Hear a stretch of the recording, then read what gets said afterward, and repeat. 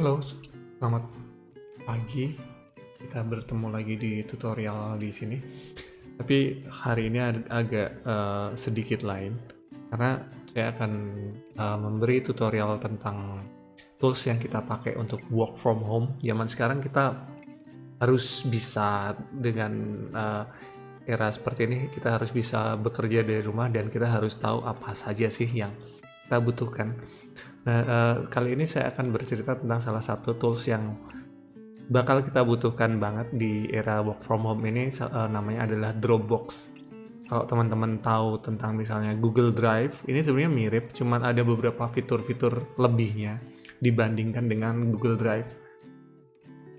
Jadi Dropbox ini pada dasarnya buat yang belum pernah tahu Dropbox itu apa atau Google Drive itu apa, Google Drive dan Dropbox itu adalah media penyimpanan cloud.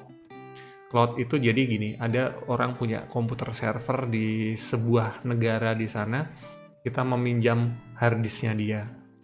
Jadi misalnya kita punya file, kita pinjem, kita copy ke harddisknya dia, dan misalnya teman kita di kota yang lain ingin mengakses file kita, teman itu mengakses ke harddisknya Dropbox dan mendownload ke komputer mereka.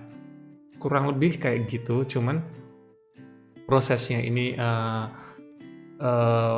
jadi sangat tidak nampak, nggak kayak kita upload download, cuman kita kayak buka file aja di harddisk kita, jadi itu sangat memudahkan kita buat bekerja online.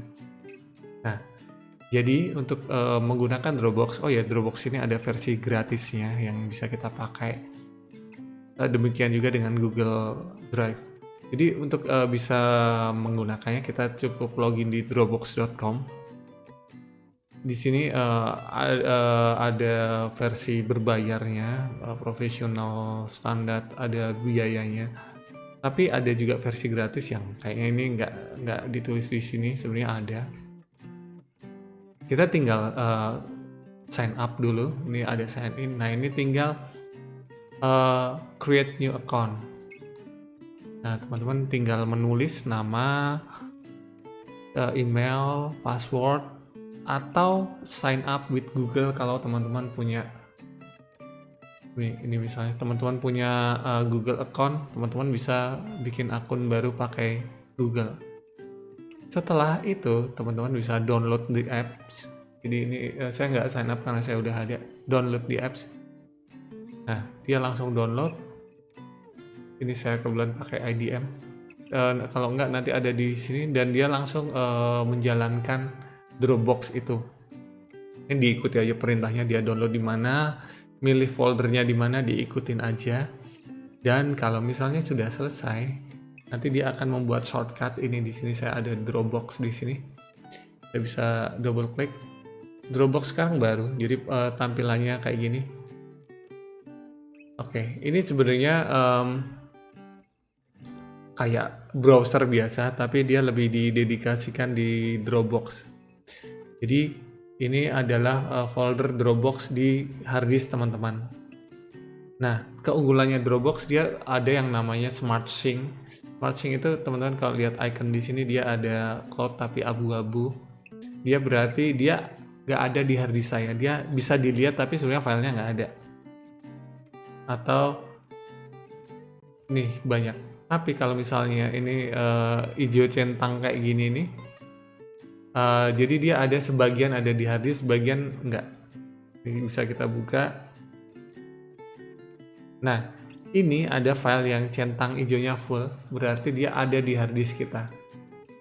Kalau yang kayak gini berarti dia tidak ada di harddisk, tapi kita bisa lihat thumbnailnya. Kalau kita misalnya kita ingin, katakanlah saya ingin ada file yang ingin saya taruh di harddisk saya,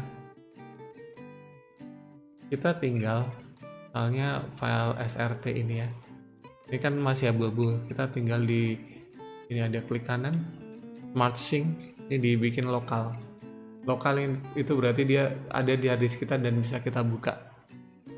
Dan ini dia ikonnya biru, dia lagi download. Udah hijau, dia udah ada di harddisk kita. Kalau kita pengen membuka file ini kayak di hard disk biasa, kita bisa klik kanan, View in Explorer. Jadi ini kayak di Explorer. Nah, di sini sama ada centangnya yang udah online. Udah offline. Kalau yang masih abu-abu belum bisa kita buka. Ini yang udah hijau udah bisa kita buka.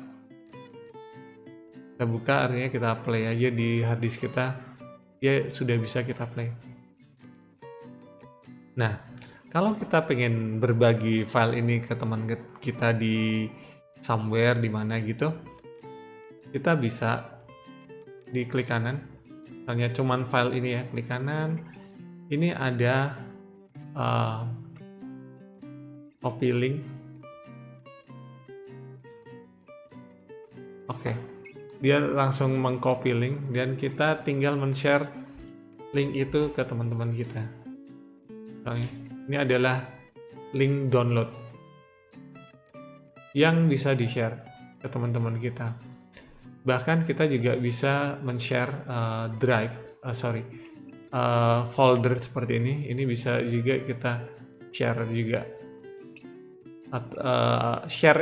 Copy link. Kalau share ini kita bisa share, nanti kita bisa share ke siapa yang hanya ingin kita share. Misalnya teman kita emailnya ABC siapa gini, kita bisa tinggal share ke teman tertentu ini. Atau share link ini semua yang punya link bisa download. Jadi dengan adanya Dropbox ini kita bisa sangat mudah bekerja sama dengan teman, bahkan kita bisa mensinkronisasikan folder yang sama dengan teman kita. Misalnya mereka pakai folder X, folder Y, kita bisa membuat folder yang sama persis dengan mereka dengan isi yang sama. Bahkan kita juga bisa berbagi folder, misalnya folder ini tadi bisa dipakai buat semua orang. Jadi teman-teman yang mengedit di komputer A, komputer B, atau di kota lain bisa mengedit file yang sama dan mengupdate file yang sama buat kita. Oke, demikian singkat tentang Dropbox. Teman-teman silahkan mencoba. Ada yang pengen menanyakan software yang lain bisa ditulis di komen di bawah. Terima kasih dan selamat mencoba.